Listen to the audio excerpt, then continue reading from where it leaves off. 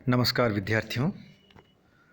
आज हम सहसंबंध के बारे में अध्ययन करेंगे कि सहसंबंध क्या है और इसकी डिग्रीज यानी श्रेणियाँ कैसी है, कितने प्रकार की होती है। इससे पूर्व के व्याख्यानों में हमने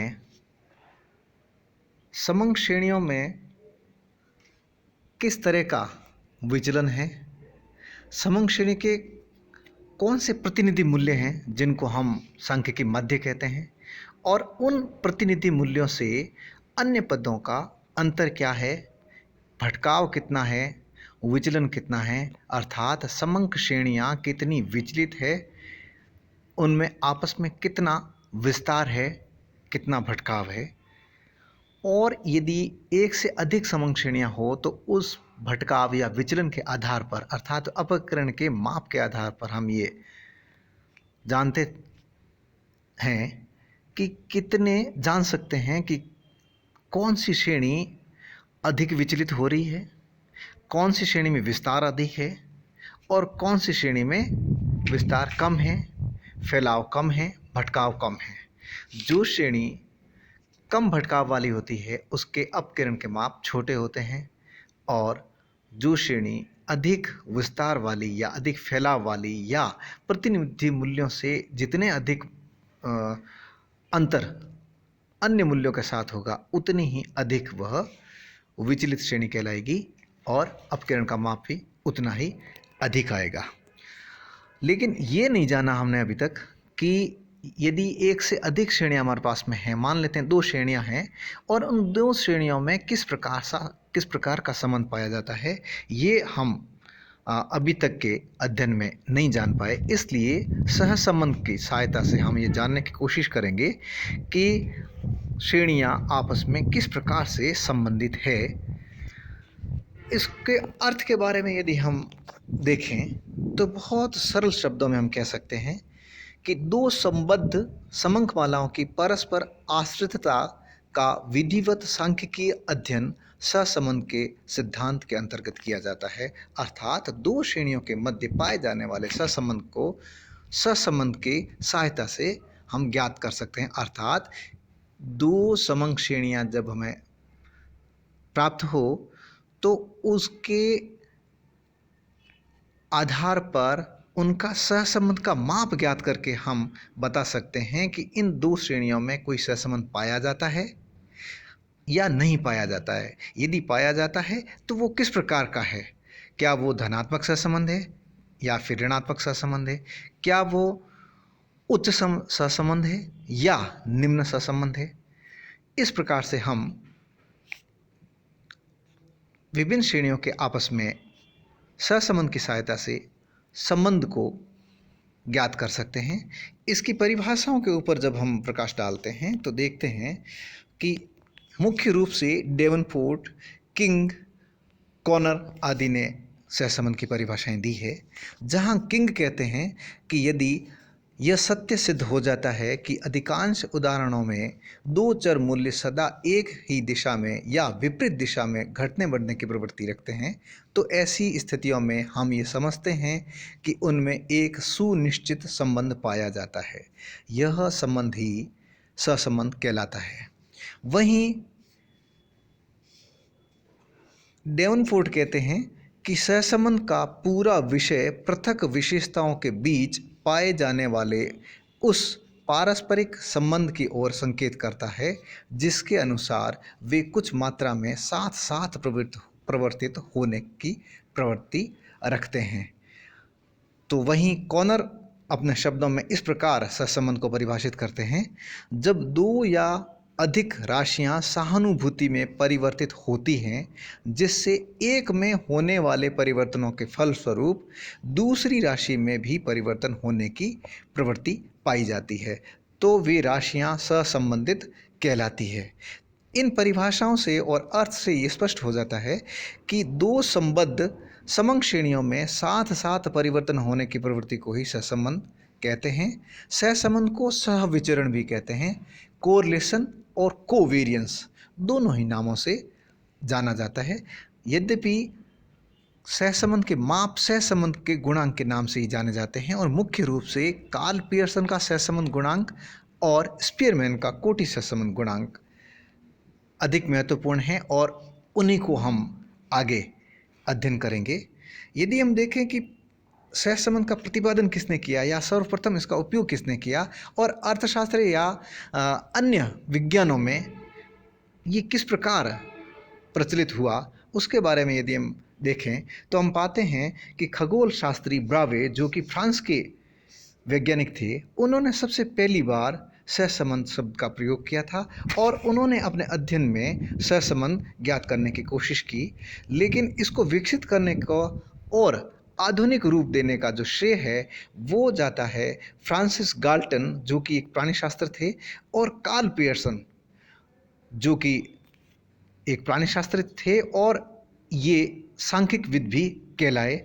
दोनों ने ही प्राणीशास्त्र और जनन विद्या यानी जेनेटिक्स के संबंध में सहसंबंध ज्ञात करने की कोशिश की और इसके बाद सहसंबंध के आधार पर कार्ल पियर्सन ने प्रतिगमन की रचना भी की थी। और सहसंबंध और प्रतिगमन में मुख्य अंतर ये होता है कि सहसंबंध केवल दो श्रेणियों में पाए जाने वाले, दो से अधिक श्रेणियों में पाए जाने वाले सहसंबंध को ज्ञात किया जा सकता है। लेकिन हम मूल भावना को लें, मूल सिद्धांत को लें, तो हम देखते हैं कि दो श्रेणियों में पाए जाने वाले संबंध को केवल दिशा की दृष्टि से देखते हैं, उसके माप को ज्ञात करते हैं, तो ये सहसंबंध कहलाता है। लेकिन जब एक श्रेणी का दूसरे श्रेणी पर कितना प्रभाव पड़ता है उसको देखते हैं, उसको ज्ञात करते हैं, तो वो प्रतिपगमन कहलाता है। प्रतिपगमन का अध्ययन हम बाद में करेंगे।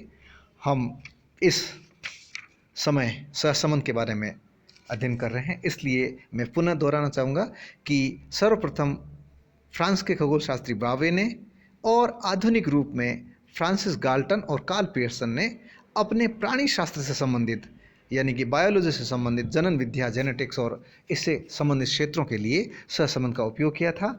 और आज जो रूप दिखता है उसमें सहसंबंध का माप और सहसंबंध गुणांक का माप जो है वो कार्ल पियर्सन का सबसे उत्तम माना जाता है, क्योंकि यह प्रमाप विचलन पर आधारित है और समांतर माध्य पर आधारित है। चूंकि समांतर माध्य और प्रमाप विचलन सबसे ज़्यादा वैज्ञानिक सांख्यिकी माप हैं, इसलिए सहसंबंध भी कार्ल पियर्सन का सबसे उत्तम माना जाता है। यद्यपि कुछ क्षेत्रों में स्पीयरमैन का कोटि सहसंबंध ज्ञात करके भी सहसंबंध की मात्रा का पता लगाया जा सकता है।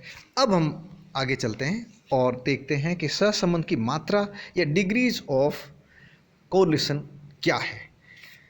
अर्थात जब हम दो श्रेणियों के मध्य सहसंबंध ज्ञात करते हैं, तो चाहे वो स्पीयरमैन का सहसंबंध हो या फिर कार्ल पियर्सन का सहसंबंध गुणांक हो, चाहे किसी भी रीति से हम ज्ञात करें, जब ज्ञात करने के बाद जो राशि आती है उसके आधार पर हम निष्कर्ष तक पहुंचते हैं कि सहसंबंध दोनों श्रेणियों में सहसंबंध पाया जाता है या नहीं पाया जाता है। यदि नहीं पाया जाता है तो जो सहसंबंध गुणांक ज्ञात किया जाएगा वो राशि 0 आएगी, 0 आएगी। यदि 0 आती है तो इसका मतलब होगा कि दोनों श्रेणियों में किसी भी प्रकार का सहसंबंध नहीं पाया जाता है, अर्थात सहसंबंध की अनुपस्थिति है, एब्सेंस ऑफ कोरिलेशन। जब दोनों श्रेणियों में किसी प्रकार का कोई संबंध नहीं पाया जाता है तो ये अनुपस्थिति, सहसंबंध की अनुपस्थिति कहलाती है, एब्सेंस ऑफ कोरिलेशन कहलाता है। और इसका जो सहसंबंध गुणांक का माप जो आता है वो 0 आता है, जैसा कि आप इस टेबल में सबसे नीचे देख रहे हैं। और एक है जिसको हम लें कि मुख्य रूप से 5 डिग्री है, जिसमें से एक यदि सहसंबंध नहीं पाया जाता है तो 0, तो 1 डिग्री ये होगी। एक है पूरी तरह से सहसंबंधित है, यदि दोनों श्रेणियां पूरी तरह से सहसंबंधित है, अर्थात 100% वो आपस में संबंधित है, तो एक में परिवर्तन होने पर 100% परिवर्तन दूसरे में भी होगा। अब किस प्रकार का परिवर्तन होता है? यदि एक ही दिशा में परिवर्तन होता है 100%, तो वो धनात्मक सहसंबंध कहलाता है, धनात्मक पूर्ण सहसंबंध कहलाता है। और यदि एक में कुछ चेंज आया है, उसके फल उस के साथ साथ दूसरी श्रेणी में भी उतना ही परिवर्तन आया है, लेकिन एकदम विपरीत दिशा में परिवर्तन आया है, उल्टी दिशा में परिवर्तन आया है। तो इस विपरीत दिशा में आने वाले पूरी तरह से परिवर्तन को पूर्ण सहसंबंध कहते हैं। यदि धनात्मक है, प्लस में है, यदि सहसंबंध गुणांक की जो डिग्री आती है +1, जो राशि आती है +1, इसका मतलब पूर्ण सहसंबंध, धनात्मक पूर्ण सहसंबंध कहलाएगा। और यदि माइनस में 1 आता है, इसका मतलब ये होगा कि दोनों श्रेणियों में पूरी तरह से ऋणात्मक सहसंबंध पाया जाता है। इसको हम पूर्ण सहसंबंध कहते हैं। पूर्ण रूप से धनात्मक सहसंबंध, पूर्ण रूप से ऋणात्मक सहसंबंध। अब 0 और 1 के बीच में जो डिग्रीज बनती है वो इस तरह से है कि एक निम्न प्रकार का सहसंबंध हो सकता है, फिर मध्यम प्रकार का हो सकता है और उच्च प्रकार का सहसंबंध हो सकता है। जब प्लस में उत्तर आता है तो धनात्मक सहसंबंध होता है, और माइनस में उत्तर आता है तो यह ऋणात्मक सहसंबंध होता है।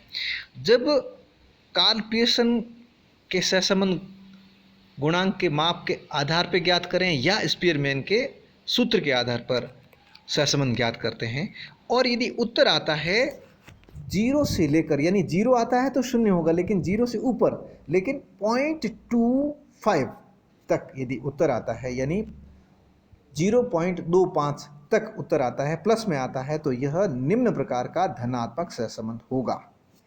और यदि माइनस में आता है 0 से अधिक लेकिन 0.25 से कम और माइनस में आता है, तो इसे हम कहेंगे ऋणात्मक प्रकार का निम्न सहसंबंध, अर्थात निम्न सहसंबंध का लो लेवल ऑफ कोरिलेशन को हम 0 से लेकर 0.25 तक डिफाइन करते हैं। अर्थात 0 नहीं होना चाहिए, 0 से कुछ अधिक होना चाहिए, 0 के बाद से लेकर 0.25 तक।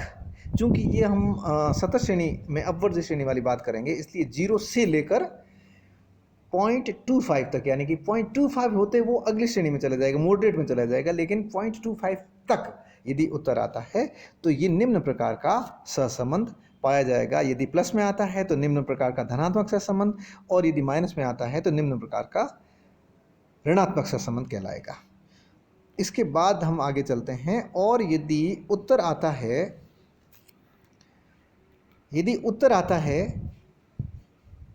0.25 से लेकर 0.75 के बीच में, तो यह मध्यम आकार का होगा। लेकिन यदि वो प्लस में उत्तर आता है तो धनात्मक मध्यम आकार का सहसंबंध कहलाएगा, और यदि माइनस में आता है तो ऋणात्मक मध्यम आकार का सहसंबंध कहलाएगा। अर्थात इसकी जो मॉडरेट की जो डिग्री है कोरिलेशन की, वो है 0.25 से लेकर 0.75 तक, अर्थात 0.25 से लेकर 0.275 तक मॉडरेट यानी मध्यम आकार का सहसंबंध होता है। यदि पॉजिटिव है तो धनात्मक, यानी प्लस में आता है तो वो धनात्मक सहसंबंध कहलाएगा, और माइनस में आता है तो ऋणात्मक सहसंबंध कहलाएगा। और इसके बाद यदि 0.75 से अधिक आता है लेकिन 1 से कम हो, तो वह उच्च प्रकार का सहसंबंध कहलाएगा। यदि प्लस का 0.75 से लेकर +1 के बीच में उत्तर आता है तो वह उच्च प्रकार का धनात्मक सहसंबंध कहलाएगा। और यदि माइनस में आता है, -0.75 से लेकर -1 के बीच में यदि उत्तर आता है तो यह ऋणात्मक उच्च प्रकार का सहसंबंध कहलाएगा। और यदि पूरा 1 आता है तो पूर्ण सहसंबंध होगा, प्लस का 1 आता है तो पूर्ण धनात्मक सहसंबंध, माइनस का 1 आता है तो ऋणात्मक पूर्ण सहसंबंध, और यदि 0 उत्तर आता है तो शून्य सहसंबंध कहलाएगा।